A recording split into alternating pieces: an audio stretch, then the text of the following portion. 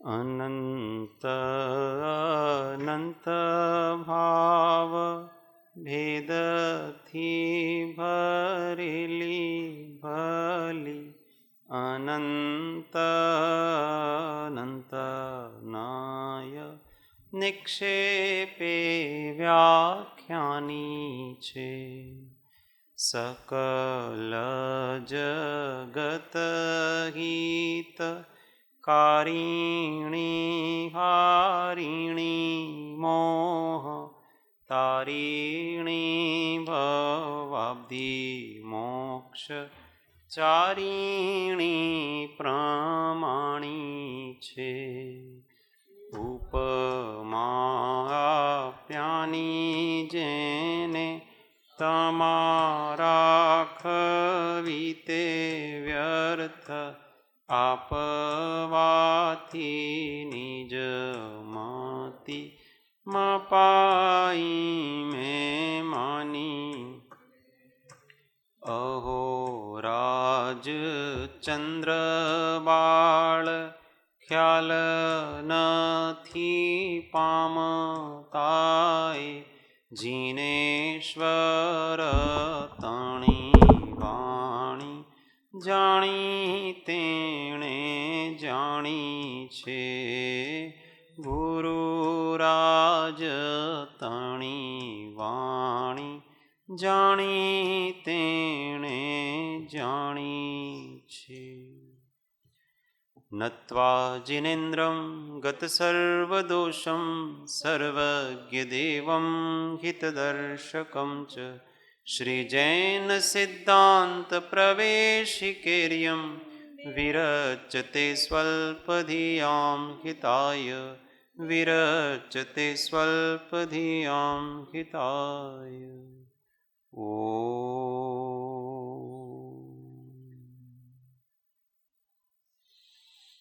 जय जिनेन्द्र जय सद्गुरु। तत्व चर्चा में श्री जैन सिद्धांत प्रवेशिका अध्याय 4 प्रश्न संख्या 488 हिंदी में, गुजराती में 485। मिथ्यात्व गुण स्थान में किन प्रकृतियों का बंध होता है? प्रश्न समझ में आया? मिथ्यात्व गुण स्थान मतलब कौन सा गुण स्थान है ये? पहला गुण स्थान। तो पहले गुण स्थान में कौन कौन सी कर्म प्रकृतियों का बंध होता है? कुल कर्म प्रकृतियां कितनी हैं? 148। 148 कौन गिनाएगा? सरल नहीं? बोलो, अभी सब गिनाओगे? आप ही गिनाओगे सब। ज्ञानावरण की कितनी है? ज्ञानावरण की कितनी है? 5। दर्शनावरण की कितनी है? 9। अभी गणित लगाते जाना, महेंद्र भाई लगाएंगे गणित। अच्छा, इसके बाद मोहनी की कितनी है? 28। अंतराय की कितनी है? 5। आयु कर्म की कितनी है? 4। नाम कर्म की कितनी है? 4। 2। नाम कर्म की 2। नाम कर्म की 93 गोत्र समझ गई। 93। गोत्र कर्म की 2। और लास्ट में कौन सा बचा? वेदनीय कर्म की 2। ठीक है, ये कुल मिलाकर के 148। अच्छा, अब ज्ञानावरण की 5 कौन कौन सी हैं? मति ज्ञान, मति ज्ञानावरण, श्रुत ज्ञानावरण, अवधि ज्ञानावरण, मन परे ज्ञानावरण और केवल ज्ञानावरण। कुमति ज्ञानावरण, कुश्रुत ज्ञानावरण ऐसी कोई प्रकृतियां नहीं है। मिथ्यात्व सहित जो ज्ञान होता है उसी का नाम कुमति कुश्रुत इत्यादि कहलाता है। अलग से वो प्रकृति नहीं है आवृत करने वाली। वो मार्गणा आदि गिनते हैं उस समय आते हैं। हाँ, कुमति ज्ञानावरण नाम की कोई प्रकृति नहीं है, वो तो मति ज्ञानावरण ही कुमति, वो कुमति और मति दोनों के ऊपर आवरण करती है ऐसे। चलो, दर्शनावरण की 9 प्रकृतियां नाम बताओ, कौन बताएगा?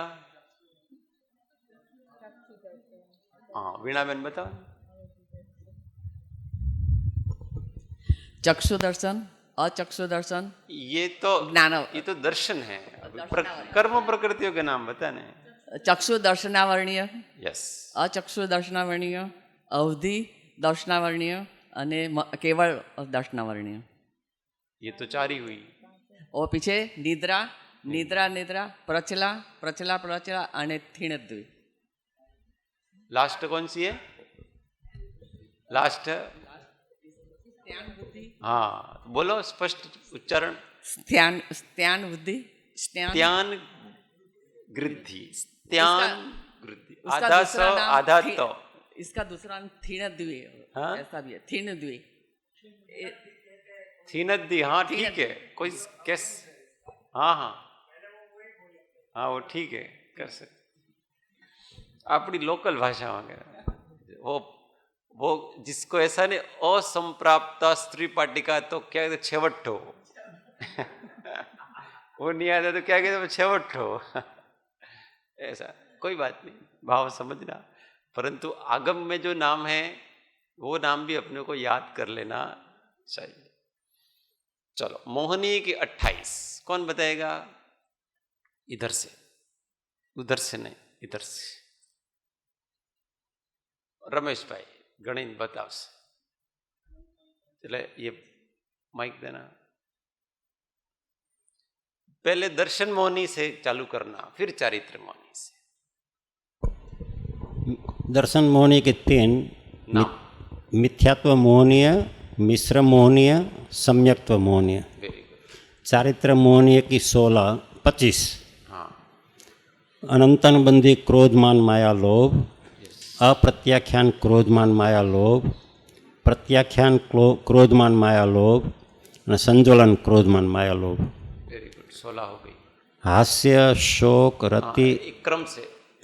हास्य के बाद रति, हास्य रति और अरति, शोक, भय और 3 वेद, जुगुप्सा। और जुगुप्सा एंड स्त्री वेद, पुरुष वेद और नपुंसक वेद। वेद में भी क्रम है, स्त्रीवेद, पुरुष वेद और नपुंसक क्रम। क्रम भी बहुत जरूरी है, क्योंकि सब चीजें फिर क्रम से चलेगी। आगम में कहीं की आख्यान आएगा ऐसा तो वो क्रम से ही आएगा। तो क्रम पता नहीं होगा तो ये किसके लिए कहा है वो अपने को पता ही नहीं पड़ेगा अक्रम से। तो 28 प्रकृतियां ये हो गई। अब आयु कर्म की 4 कौन कौन सी है? मीना बेन बताओ। आयु कर्मनी 4। हाँ, माइक चालू करो। देव गति, मनुष्य गति, हाँ, तिर्यंच गति और नरक गति। हाँ, अब उसमें भी क्रम है। देव गति, मनुष्य गति, पीछे से नीचे से नरक, नरक गति, तिर्यंच गति, मनुष्य गति और देव गति। देव उत्तरोत्तर बढ़ती हुई गतियां हैं ये। तो नरक गति, तिर्यंच गति, गति नहीं आयु, सॉरी, नरकायु, तिर्यंचायु, मनुष्यायु और देवायु। सबसे श्रेष्ठ कौन सी आयु है? मनुष्य नहीं है, देव है, इसलिए तो पीछे रखा। इसलिए तो पीछे रखा उसको। गति में भी श्रेष्ठ देव गति है और आयु में भी श्रेष्ठ देवायु है। ये सिद्धांत है। अपन तो अपने प्रयोजन के हिसाब से श्रेष्ठ मानते हैं। यहां श्रेष्ठ कर्मों में पाप और पुण्य की अपेक्षा से लिया गया है। तो सबसे अधिक साता और पुण्य कहाँ होता है? मनुष्य में होता है कि देव में होता है? देव में होता है। इसलिए वो देवगति और देवायु श्रेष्ठ मानी गई है। चलो, आयु कर्म हो गया। अब नाम कर्म की 3 प्रकृतियां, ये कौन बताएगा? अलका दीदी बताएगा। यस, हाँ, सूत्र से बताओ। गति, शरीर, रांगोपांग, निर्माण, बंधन, संगात, संस्थान, सहनन, स्पर्श, रस, गंध, वर्ण्यानुपूर्व, गुरु, लघुपघात, परघात, तपोद्योतोच्छ्वास, विहायो गति, प्रत्येक शरीर, शुभ, सुभग, सूक्ष्म, स्थिरादेय, यश, कीर्ति, सेतराणी। फिर उसमें सब तीर्थंकरत्वम च। Very good. तो ये सभी त्राणु प्रकृतियां, बहुत अच्छा, ताली बजाई जाए इस पर। सूत्र अभी एक एक को, सबसे पहले क्या बोले? गति। गति। ये केवल ये जो नाम बोले वो 37 नाम है। कितने नाम है? 37 नाम। उसमें से हमको त्राणु बनाने हैं। हाँ। उस 37 के त्राणु बनाने हैं। तो कैसे बनाएंगे? पहले गति बोले। तो गतियां कितने प्रकार की होती हैं? 4 प्रकार की। कौन कौन सी? नरक गति, तिर्यंज गति, वो भी देव क्रम गति, ऐसे ही बोले। मनुष्य नरक गति, गति, तिर्यंज गति, मनुष्य गति और देव गति। देव गति। गति और आयु में क्या अंतर है? भारती बहन बताएं। गति नाम कर्म और आयु नाम कर्म में क्या अंतर है? नहीं आता है? कोने आवड़े छे? पूज्य बेन श्री। हाँ,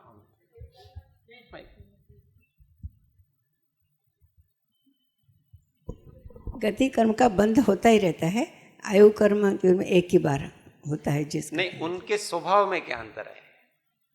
स्वभाव सबका अपना अपना स्वभाव है ना कर्मों का। तो दोनों का स्वभाव क्या क्या है, वो अंतर। तो आयु का क्या स्वभाव है, आयु कर्म का, और गति कर्म का क्या स्वभाव है? તે ગતિ અનુસાર આકાર આદિ આપે, તે આકારમાં આદિ બનાવે ને, જેમ કે દેવ ગતિના આકાર રૂપ શરીર એ આદિ ગતિ। आकांक्षा दीदी बताएंगे। सीधी सी बात है, उनके नाम से स्पष्ट है। गति से तो वो गमन गति से गमन करता है। हाँ, क्योंकि गति नाम कर्म पहले आया था तो उसमें स्पष्ट किया था गति से क्या मतलब है। यहाँ पर यस, वेरी गुड। इन्होंने गति को ऐसे पकड़ा कि परिणामों का नाम है गति। तो मनुष्य नरक आदि के योग्य परिणाम जो कराता है वो गति नाम कर्म है, और उस शरीर में रोके रखता है वो आयु नाम कर्म। तो इसमें ऐसे लिखा है कि जे जीवने आकार मनुष्य, तिर्यंच, नारकी, देव आदि ने समान बनावे ते गति नाम कर्म है। हाँ, तो वहां आकार का मतलब, यहाँ आकार का मतलब स्वरूप। तो जो मनुष्य का स्वरूप प्रदान करता है वो मनुष्य गति, जो देव का स्वरूप प्रदान करता है वहां देव गति। तो वहां स्वरूप से केवल ये आकार नहीं लेने का है, प्रदेशवान नहीं लेने के। वहां स्वरूप का अर्थ होता है जीव की परिणति। क्योंकि जहां जहां भी गति नाम कर्म आया है वहां उसको जीव के अपेक्षा से लिखा है। जीव विपाकी है, इसका विपाक कहां से आता है वो? तो वहां परिणामों की अपेक्षा से। और गति का मतलब इधर से उधर जाना। इधर से उधर जाने का नाम यहां गति नाम कर्म नहीं है, वास्तव में परिणति कराना, उसका नाम गति है। एक क्षेत्र से दूसरे क्षेत्र में जो ले जाता है वो कौन सा नाम कर्म है? Yes, very good. अनुपूर्वी। गति नाम कर्म एक भव से दूसरे भव में ले जाता है, मतलब वो भव परिवर्तन कराता है और भव में उस रूप कराता है, भव को बनाता है। और एक क्षेत्र से अन्य क्षेत्र में ले जाता है, वो कौन सा नाम कर्म है? अनुपूर्वी। ये अपनों ने पूरा पुराण पढ़ा था और फिर से रिपीट करते ये सारे। चलो, गति, फिर जाति। जाति नाम कर्म क्या है? 5 इंद्रिय। हाँ, जाति कितनी होती है? 5। कौन कौन सी? 1 इंद्रिय, 2 इंद्रिय, 3 इंद्रिय, 4 इंद्रिय, द्विइंद्रिय, त्रिइंद्रिय, चौइंद्रिय और पंचेंद्रिय, ये जाति कहते हैं। इंद्रियों को नाम जाति है। फिर गति, जाति, शरीर। शरीर नाम कर्म कितने प्रकार का होता है? 5 प्रकार का। बोलो।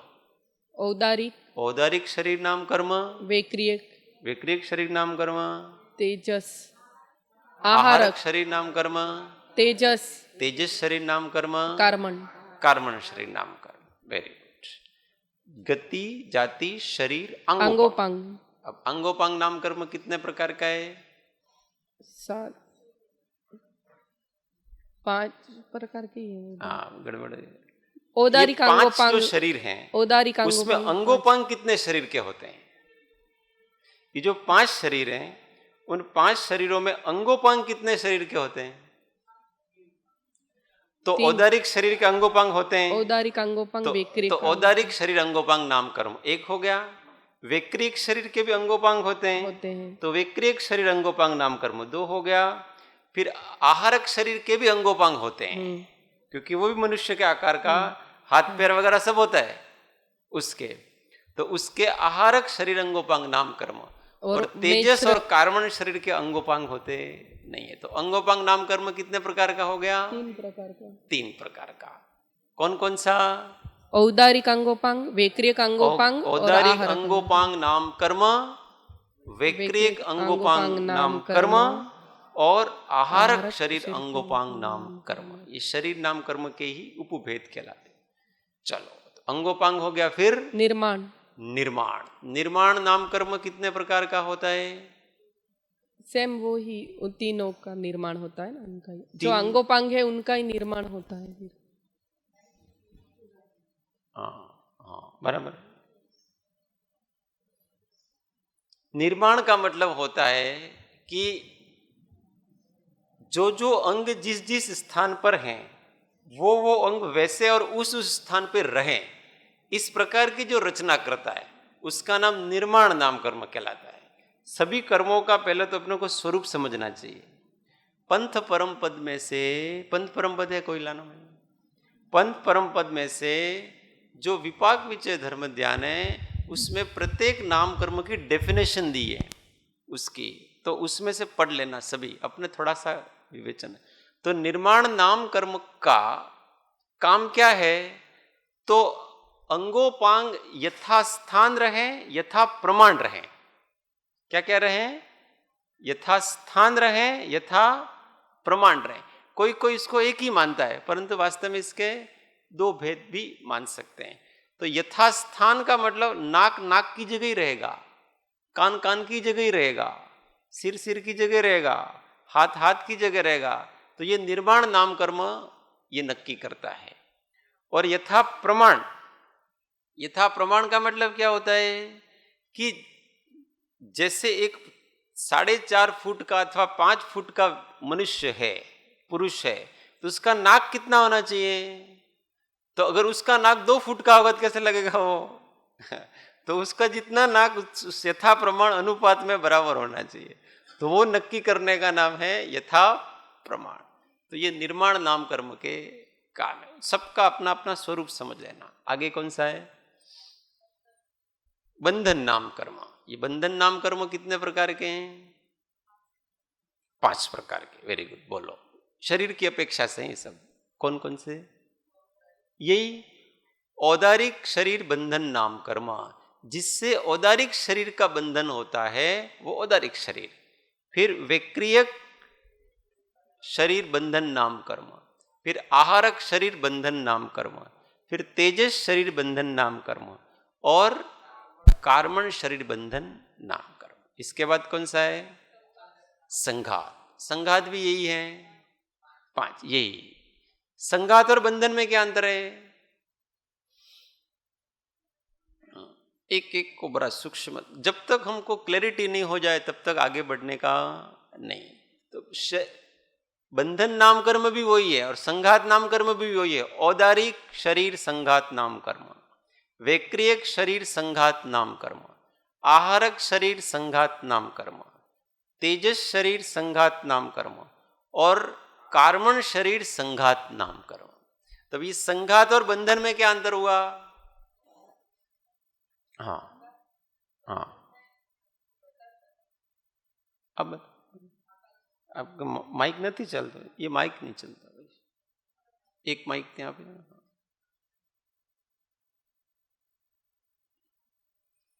एक बार 148 प्रकृतियों के स्वरूप को अपने को दिमाग में बिठा लेने का है, कैसे भी करके, रट के, कुछ भी करके, खाते पीते सबको यही सोचने का है, तो हो जाएगा काम। हाँ, बंधन में तो जो जुदे जुदे हाड़ हैं वो हाड़ों की संधि परस्पर वो नसों से बंधती है, वो सहनन नाम कर्म है, वो अलग। मतलब बंधन में तो वो हार्ड मतलब आपस में बंधते हैं और संघात में उनमें जो गैप होता है वो उसमें गैपों को पूरा करते, छिद्र रहित जो होते हैं मतलब उनको।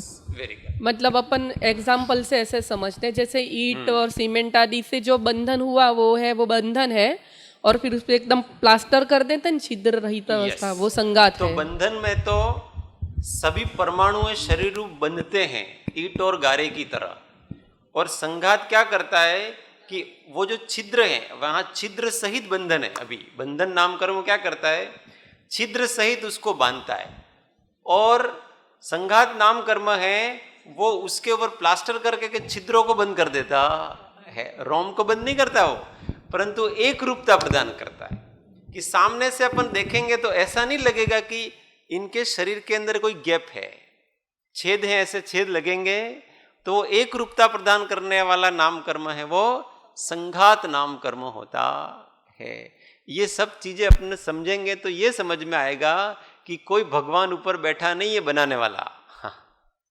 ये नाम कर्मों को नहीं समझते हैं, इसलिए कि आवो तो केवी रीते बनी सके कोई बनावे वगर, तो वो एक कर्म बनाते हैं। सब सारी चीजें वो कर्मों की थ्योरी जिसको पता नहीं है वो सारा भगवान के ऊपर छोड़ते हैं। फिर अपन कहते हैं तमने भगवाने घणो सुंदर बनाया है। भगवान का काम यही है बनाते रहने का। आपके कर्म ने ही आपको बनाया है जो भी, तो ये अलग अलग प्रकार के कर्म हैं। आगे कौन सा कर्म है? वो क्या सब देखेंगे तो अच्छा लगेगा। 37 पेज पर છે આમાં જૈન સિદ્ધાંત પ્રવેશિકામાં 37 पेज કાઢે તો બધાને દેખાશે। हाँ, वो प्रकृति अब पढ़ी थी अपनों ने। हाँ, अब वो गुजराती में संस्थान 6 संस्थान છે ના, ગુજરાતીમાં 37 છે 37। हाँ, अभी अब कौन सा आएगा? संघात हो गया, संस्थान फिर संस्थान। संस्थान कौन कौन से हैं? 6 संस्थान। बोलो नाम सभी एक साथ। समचतुरस्र संस्थान, न्युग्रोध परिमंडल संस्थान, स्वाति संस्थान, कुब्जक कुब्ज संस्थान, वामन संस्थान और हुंडक संस्थान। हुंडक संस्थान। समचतुरस्र संस्थान मतलब एकदम शरीर फिट होता है, चतुरस प्रकार का होता है, ऊपर बड़ा नीचे छोटा न ऐसा होता नहीं है। समचतुरस्र संस्थान वाले वर्तमान में होते नहीं है। निग्रोध संस्थान होता है, वो वट वृक्ष होता है ना, उसको निग्रोध कहते हैं। तो ऊपर से तो ज्यादा छाती वगैरह फुली होती है अच्छी, मतलब चौड़ा, और ये पेट वगैरह और नीचे का भाग है वो थोड़ा पतला होता है। जो व्यक्ति स्वस्थ होते हैं ना उसके लक्षण है कमर अंदर छाती बाहर, और जिसकी कमर और पेट बाहर होता है और छाती अंदर होती है, इसका मतलब वो बराबर उसको सुंदर माना जाता। सौंदर्य का लक्षण यही होता है। सिंह जैसी कटी होती है जिसकी, सिंह होता है ना, सिंह को सुंदर इसलिए माना जाता है। सिंह की कमर देखना बहुत पतली होती है, और सिंह के आगे वाला भाग देखना वो बहुत चौड़ा होता है उसके शरीर में। तो ये इस प्रकार का। फिर स्वाति संस्थान, हाँ, स्वाति की तरह होता है, नीचे से थोड़ा सा ज्यादा चौड़ा और ऊपर से थोड़ा सा कम, पर फिर भी सुंदर होता है। कुब्जक संस्थान, ये कुबड़ा होता है, और वामन संस्थान छोटा। अपनी अपनी जो भी योनि है उसमें सामान्य रूप से जितने शरीर की ऊंचाई लंबाई चौड़ाई होती है उससे बहुत कम होती है इसकी, बोना कहते हैं, इसलिए उसको बोना कहते हैं। जैसे अभी अपने भारतवर्ष में लोगों की, स्त्री पुरुषों की सामान्य लंबाई चौड़ाई मतलब ऊंचाई कितनी होती है, तो ऐसा में मानो 4 से कि 7 तक। 4 फीट से लगा करके 6 फीट के अंदर होती है सबकी, 7 भी। तो अब 6 फीट के अंदर ऐसा मानो, वो 7 फीट वाला तो बहुत वो हो जाता है, पर सामान्य रूप से इतनी होती है। अब कोई 2 फुट का हो तो उसको बोना कहेंगे। ऐसा हुंडक संस्थान, जिसका कोई आकार प्रकार ही होता नहीं है, उसको हुंडक संस्थान कहते हैं। ये सांप वगैरह जो होते हैं। इसके बाद है सहनन। सहनन नाम कर्म। तो 6 सहनन नाम कर्म हैं। पहला है वज्र ऋषभ नाराज सनन, दूसरा वज्र नाराज सनन, तीसरा नाराज सनन, चौथा अर्ध नाराज सनन, पांचवा कीलक सनन और छठा असंप्राप्ता स्त्री पाटिका सहनन, छेवटो। हाँ। फिर सहनन के बाद वर्ण नाम कर्म। तो 5 वर्ण हैं। ये जो शरीर का अपना जो वर्ण बनता है ना, हड्डियों का जो बंधारण होता है वो सहनन नाम कर्म है आपके। ऐसे जॉइंट बनते हैं आपके कि शरीर में स्थिरता आती है उसकी। ऐसे तो वज्र ऋषभ नारायण में वज्र की हड्डियां होती है और कीलों से एक दूसरे के ऐसे बंधी होती है और उसके ऊपर फिर वेस्टर्न भी होता है। तो वो व्यक्ति हनुमान जी की तरह ऊपर से नीचे गिर जाए तो पत्थर टूट जाए पर वो टूटते नहीं है। ऐसा होता है वज्र ऋषभ नारायण बंधारण इस प्रकार का है। हाँ, बंदर का कौन सा सहनन होता है? बंदर के पीछे के 3 में से कोई भी एक हो सकता है, सबके अलग अलग। नाराज सहनन नहीं होगा उसका, उसको कहीं से भी फेंक देते। वज्र ऋषभ नाराज सनन तो केवल अंतिम शरीर मनुष्य के और अंतिम शरीर वाले होता है, अथवा भोग भूमिया जीवों के होता है, अथवा फिर ऊपर के देव वगैरह के। देवों के वैसे सहनन कहा ही नहीं है, इसलिए सहनन नहीं कहा है कि उनके हड्डियां नहीं होती है। सहनन उन्हीं के कहा जाता है जिनके हड्डियां होती हैं।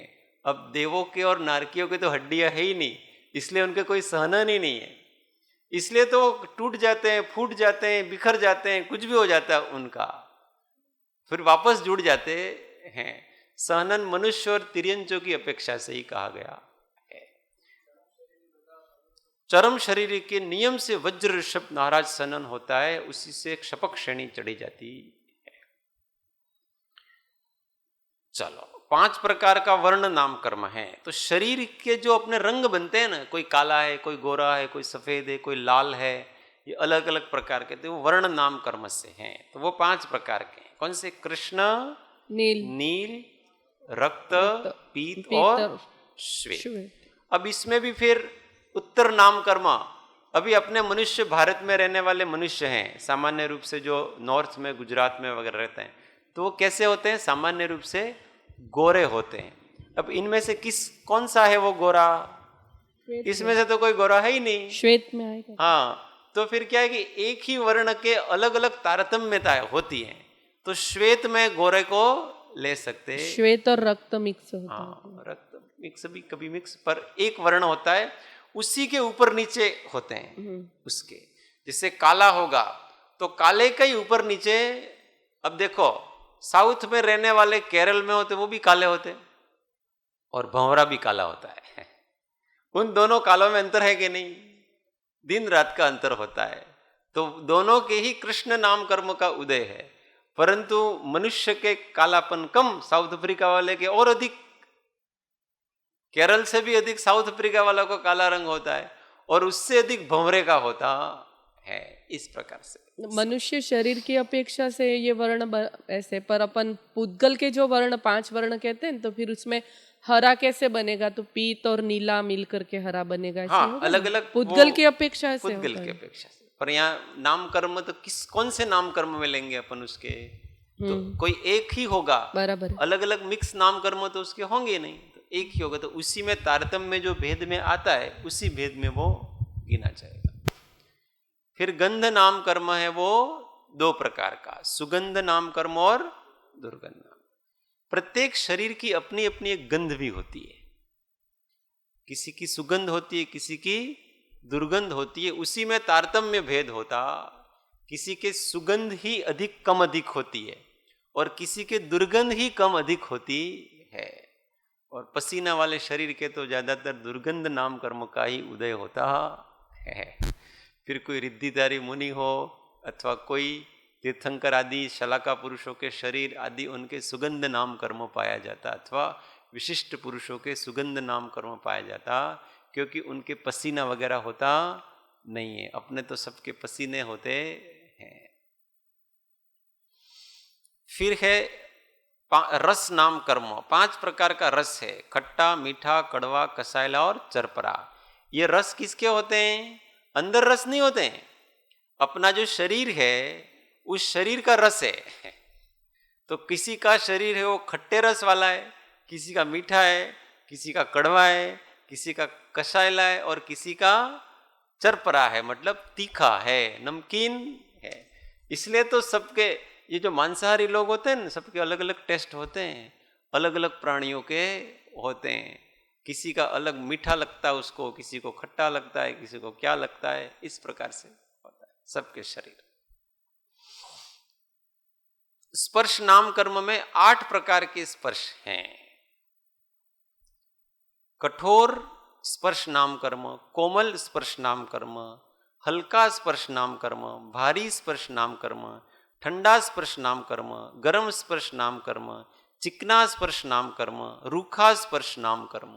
ऐसे अब किसी की चमड़ी बहुत कठोर होती है तो कठोर, हाथी की चमड़ी बहुत कठोर होती है तो उनके कठोर नाम कर्म का उदय है।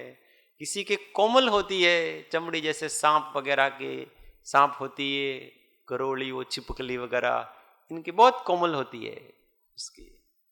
फिर हल्का, कोई कोई प्राणी जैसे तितली वगैरह अथवा और वनस्पतियां को बहुत हल्की होती हैं तो उनका स्पर्श हल्का है। और भारी स्पर्श, कोई बहुत कछुआ वगैरह वो बहुत भारी होते हैं तो भारी स्पर्श नाम कर्म। ठंडा, किसी का शरीर ही बहुत ठंडा होता है, जैसे बर्फ, जो एकेंद्रियों के शरीर है तो उनके ठंडा नाम कर्म होता है। और किसी का शरीर ही बहुत गर्म होता है, जैसे मनुष्य का अपने गर्म नाम कर्म का उदय है। इसलिए तो अपना टेम्परेचर रहता ही है, कितना रहता है 98, इतना तो रहेगा ही रहेगा। तो इसके आधार पर अपने गर्म नाम करें। इसलिए जब व्यक्ति मर जाता है तो कैसा हो जाता है, ठंडा पड़ जाता है। इसका मतलब आत्मा चली गई, अब वो नाम कर्म का उदय रहा नहीं, इसलिए वो ठंडा पड़ गया है। चिकना नाम कर्म, किसी का शरीर बहुत चिकना होता है और किसी का शरीर बहुत ही खुरदरा रूखा होता है। ये सब अलग अलग वनस्पतियों वगैरह में भी देख सकते हैं।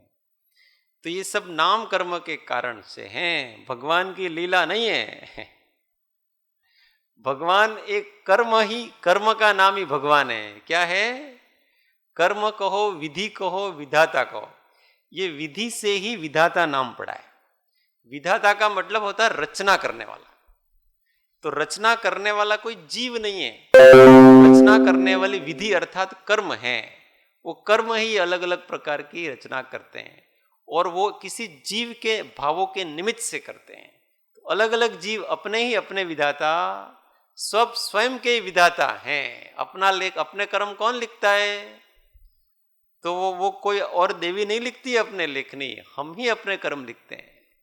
हमने जो कहे, अभी वर्तमान में जो हमारा व्यक्तित्व है वो हमारा लिखा हुआ है, पूर्व में जो है उसका प्रतिबिंब अभी देख सकते हैं। फिर अनुपूर्वी नाम कर्म, अनुपूर्वी नाम कर्म का क्या काम है, हाँ उसके 2 काम है। सबसे पहला काम तो ये है कि जब वो विग्रह गति में जीव होता है उस समय उसके पूर्व गति में जो शरीर था उस आकार को बनाए रखना, ये उसका प्रथम काम है। और फिर अगले गति में जहां भी भाव शरीर धारण करना है वहां तक उसको पहुंचा देना, ये 2 काम उसके कहलाते हैं। तो नरक गत्यानुपूर्वी, तिर्जंच गत्यानुपूर्वी, मनुष्य गत्यानुपूर्वी और देव गत्यानुपूर्वी, ऐसे 4 अनुपूर्वी नाम कर्म है। फिर एक अगुरु लघु नाम कर्म है। अगुरु लघु नाम कर्म क्या करता है कि शरीर को इस प्रकार से बैलेंस करता है कि वो न तो इतना भारी हो कि वो अपना जीव अपने शरीर को ही नहीं उठा सके, नीचे गिर जाए लोहे की तरह, और न इतना हल्का हो कि वो उड़ता ही रहे। दोनों के बीच में वो जीव अपने शरीर को उठा सकता है। इस प्रकार का, जैसे कोई 500 किलो का भारी व्यक्ति हो तो भी वो चल सकता है कि नहीं चल सकता है, अपने शरीर को उठा सकता है। तो ये अगुरु लघु नाम कर्म के कारण से, अब हाथी का वजन कितना होता है फिर भी वो चलता है कि नहीं चलता है, अगुरु लघु नाम कर्म के कारण से चलता है। सबके अस्थावर जीवों को भी ऐसे ही। हवा, ये हवा वृक्ष के है कैसे तो अपना वजन उठा करके रखा हुआ है उसने। नहीं, हवा का कैसे गिनेंगे? हवा है वो तो चलती ही है, तो हवा का अपना जो हवा है उसके कारण से, तो वो ऐसा नहीं है, वो जहां स्थिर है वहां स्थिर भी रह सकती है। अब स्थिर पवन है तो वहां स्थिर भी रह सकती है, जहां रुकना चाहे वहां रुक भी सकती है। ऐसा है, वो बलात् इधर उधर कहीं नहीं जाएगी, बस इतना ही है। पावर में तो स्वेच्छा से हलन चलन नहीं होना, ऐसा है तो फिर अपनी इच्छा से हवा रुकती है, अपनी इच्छा से गमन करती है, ऐसा कैसे कहेंगे? इच्छा का मतलब होता है वो कर्म के उदय से, वहां इच्छा का मतलब क्या होता है? कर्म का उदय, कर्म जहां ले जाता है वहां वो जाता, उनके नाम कर्म का उदय ही इस प्रकार का होता है, तो वो गमन ही करते रहते हैं।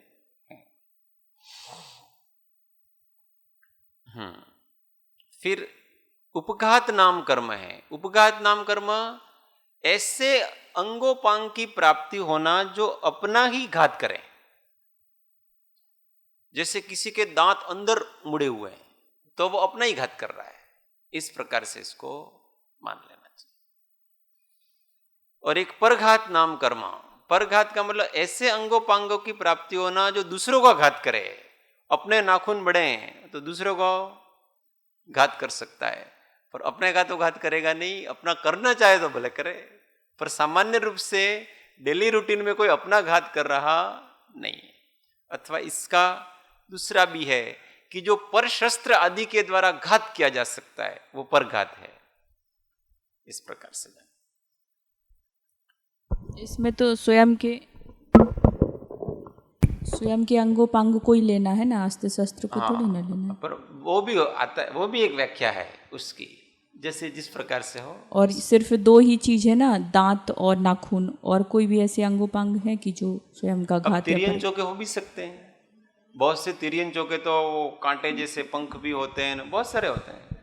तिरियन चौ में तो अलग अलग प्रकार के होते हैं। अभी तो देखे ही कहाँ है, केकड़ा ने ये इतने सारे विचित्र प्रकार के प्राणी होते हैं जिनके बहुत सारे तो अंग होते हैं। ये सब विधाता है। उपघात, परघात, आतप। आतप नाम कर्म क्या है कि वो आतप नाम कर्म के कारण, ये सूर्य के विमान में होता है, बस ये दूसरों को गर्मी देने का काम करता है, स्वयं ठंडा होता है और दूसरों को उष्णता प्रदान करता है, उसका नाम आतप नाम कर्म कहलाता है। ये आतप नाम कर्म केवल सूर्य के विमान में ही होता है। सूर्यकांत मणि जो होती है, उस मणि से सूर्य का विमान निर्मित होता है, और वो सूर्यकांत मणि है वो एकेंद्रीय आतप नाम कर्म से युक्त जीव होता है, दूसरा जगह नहीं होता। तो वास्तव में जो सूर्य है वो विमान स्वयं ठंडा है, पर जब उसकी किरण निकलती है तो वो गर्मी देती है, ऐसा है। और उद्योत नाम कर्म जो स्वयं भी ठंडा होता है और दूसरों को शीतल प्रकाश देता है, वो उद्योत नाम कर्म। उष्ण प्रकाश देता है वो आतप नाम कर्म। ये चंद्रमा आदि के उसमें होता है, जुगनू वगैरह है, बहुत से होता है। अब विहायोगति नाम कर्म। विहायोगति नाम कर्म का मतलब होता है अपना चाल, अपना गमनागमन पे किस प्रकार से चलना वगैरह। तो एक तो अच्छी मनोज्ञ चाल होती है और एक अमनोज्ञ चाल होती है। अपन नहीं कहते, उपमा देते हैं जानवरों की, इसकी हिरनी जैसी चाल है। किसी स्त्री की अच्छी चाल का देना ना तो हिरनी जैसी चाल है, अथवा कोई हाथी जैसी मदमस्त चाल है, तो ये अलग अलग प्रकार की होती। ये भी सब सापेक्ष है, निरपेक्ष कुछ नहीं है। वास्तव में तो मुख्य रूप से तो ये मनुष्यों की अपेक्षा से ऐसा नहीं लेकर के ये देव आदि की अपेक्षा से है। अलग गति में जिससे मनुष्यों की हमेशा आड़ी टेढ़ी, तिरियंचों की हमेशा आड़ी टेढ़ी ऐसी चालें होती हैं, और देव की चाल होती है वो एकदम व्यवस्थित ढंग से ही होती है, उनकी आड़ी टेढ़ी वगैरह चाल होती नहीं है। तो वहाँ उसके प्रशस्त मनोज्ञ ये विहायोगति नाम कर्म का उदय है, बाकी के अप्रशस्त है, ऐसा मुख्य रूप से मानना। फिर एक उच्छ्वास नाम कर्म है, जिसके कारण से श्वासोच्छ्वास लेता है। वास्तव में प्राणापान है, प्राणापान का मतलब प्राण किसको कहते हैं? तो अपने शरीर की वायु का नाम प्राण है, और वो शरीर की वायु है वो बाहर निकलती है तो उसको प्राण वायु कहते हैं। इसी का नाम उच्छ्वास है। और बाहर की जो वायु है ऑक्सीजन जिसको, उसको अंदर लेना, उसका नाम अपान कहलाता है। ये दोनों मिलकर के प्राणापान है। इसलिए श्वासोच्छ्वास, उच्छ्वास और निश्वास। उच्छ्वास का मतलब अपने शरीरगत कोष्ठ वायु है उसको बाहर फेंकना, और निश्वास का मतलब बाहर की वायु को अंदर लेना। इस दोनों को मिला करके श्वासोच्छ्वास कहते। तो ये नाम कर्म के कारण से वो होता है। फिर त्रस नाम कर्म, जिसके त्रसों में जीवन होता है वो त्रस नाम कर्म। स्थावर नाम कर्म, एकेंद्रीय आदि में जिनका जीवन होता है वो स्थावर नाम कर्म। बादर नाम कर्म, जिसका शरीर किसी से रुक सके अथवा किसी को रोक सके, वो बादर नाम कर्म। फिर सूक्ष्म नाम कर्म, जिसका शरीर किसी से रुके नहीं और किसी को रोके नहीं, वो सूक्ष्म नाम कर्म। फिर पर्याप्तक नाम कर्म, जो अपने पर्याप्तियों को पूर्ण कर सके, वो पर्याप्तक नाम कर्म। अपर्याप्तक नाम कर्म, जो पर्याप्तियां पूर्ण नहीं कर सके, वो अपर्याप्तक नाम कर्म। फिर प्रत्येक शरीर नाम कर्म, ये वनस्पति का नाम है।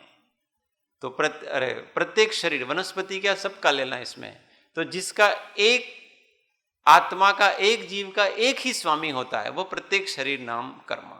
अपना कौन सा है? प्रत्येक है कि साधारण है? प्रत्येक। और एक साधारण नाम कर्म है जिसमें एक शरीर के अनेक जीव स्वामी होते हैं। फिर स्थिर नाम कर्म है जिसमें जीव है, उसके जो धातु उपधातु वगैरह हैं वो अपनी अपनी जगह ही रहते हैं। जो धातु, वात, पित्त, कफ वगैरह जो जिस जगह पर रहना चाहिए उसी जगह पर वो रहते हैं। और अस्थिर नाम कर्म है, वो धातु और उपधातु वो एक जगह स्थिर नहीं रहते हैं, तो वो अस्थिर नाम कर्म है। इससे चंचलता आती है। एक शुभ नाम कर्म है, उसके कारण से शरीर है वो सुंदर दिखता है, सुंदर अंगोपांग वगैरह वो सुंदर होते हैं, व्यवस्थित। और अशुभ नाम कर्म के कारण से अंगोपांग वगैरह वो सुंदर नहीं होते हैं, नाक बड़ा होता है, नहीं इस प्रकार से छोटा मोटा होता है। फिर एक सुभग नाम कर्म, सुभग नाम कर्म करना मतलब दूसरों को प्रीति कर लगे। जैसे अंगोपांग कैसे भी हो उसके, पर सामने वालों को प्रेम का कारण हो, सौभाग्य कहते हैं उसको। सौभाग्य नाम इसका है कि हम दूसरों को पसंद आते हैं। सौभाग्य किसको कहते हैं? हम दूसरों को पसंद आते हैं। तो कोई काला शरीर हो ना एकदम, परंतु अगर हो हम किसी को पसंद आते हैं तो वो ये सुभग नाम कर्म है। और किसी का कितना भी शुभ शरीर हो और दुर्भग नाम कर्म का उदय, शरीर शुभ है, बहुत अच्छे नाक नक्श वाला है, पर दुर्भग नाम कर्म का उदय है तो उसको कोई पसंद नहीं करता है, उसके साथ कोई प्रेम नहीं करता है।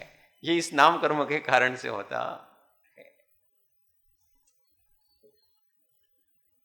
फिर है सुस्वर नाम कर्म, जिसके कारण से अपनी आवाज अच्छी लगती है। अब आवाज अच्छी होना नहीं होना बात अलग है, पर आवाज अच्छी लगती है, सुस्वर नाम कर्म। और दुस्वर नाम कर्म, जिससे अपनी आवाज दूसरों को अच्छी लगती नहीं है।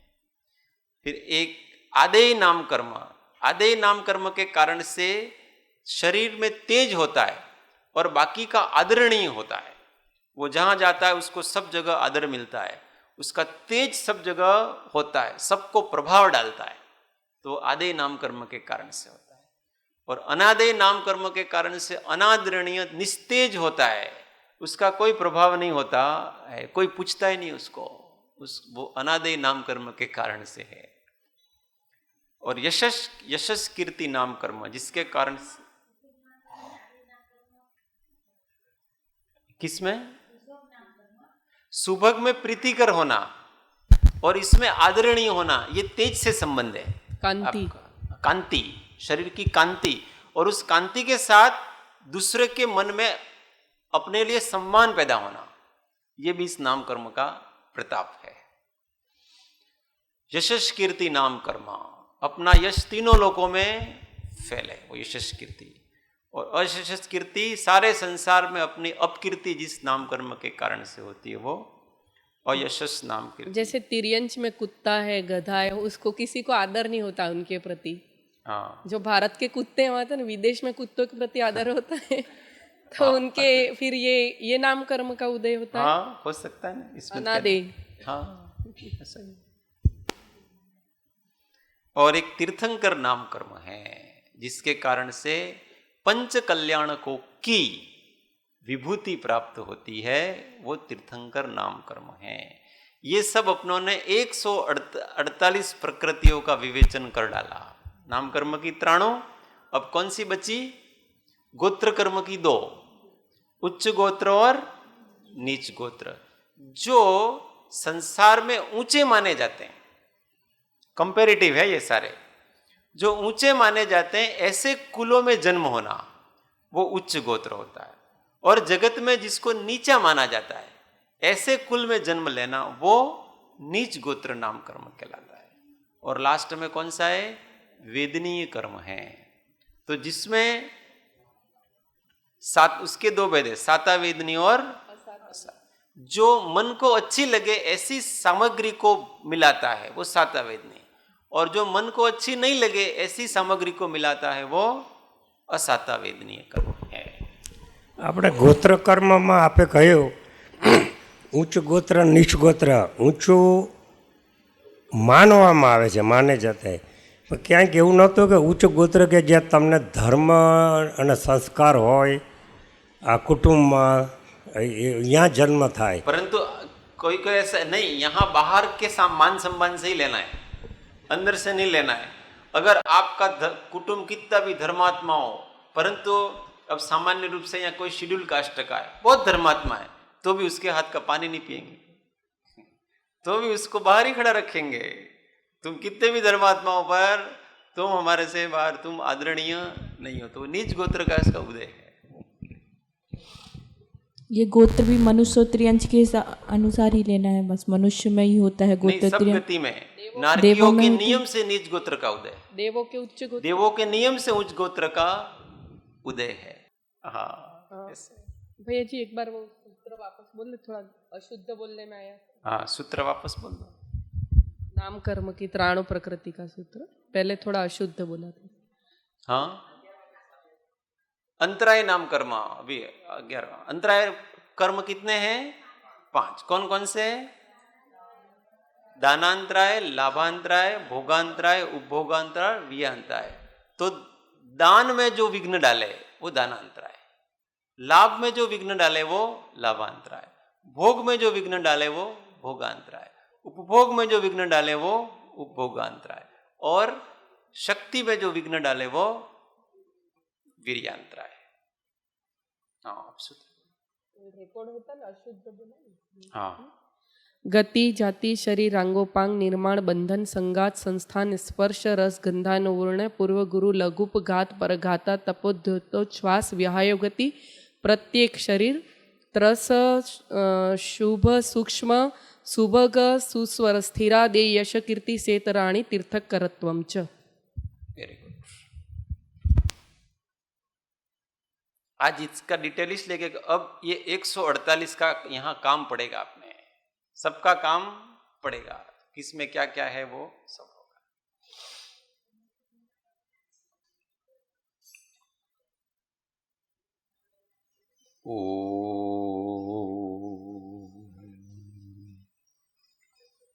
देह छता जीनी दशा वरते देहाती, ते ज्ञानी ना चरण मा हो वंदन गणी, ते ज्ञानी ना चरण मा हो वंदन गणी। सद्गुरु परम कृपाल त्रिलोकनाथ की जय, सब संतन की जय। आनंद घन ओम। जय सद्गुरु।